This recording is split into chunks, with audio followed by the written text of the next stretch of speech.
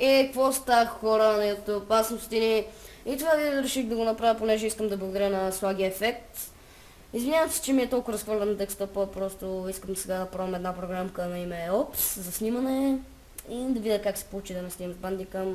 Един приятел ми предложи и нека пробвам. Но благодаря на Слаги Ефект за аватара, който ми направи. В смисъл, това ми е логото на канала и този 4 Ultra KHD банер. Не знам точно дали така се казва, не разбирам. Наистина доста благодаря. И ми направи това Sync Intro 3D и това Minecraft Intro. Благодаря, Слаги.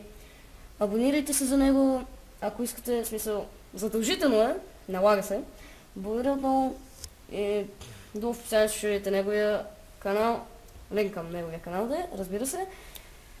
Там ще видите също така скайпът му, моят скайп. И надявам се видеото ви е харесало. До скоро!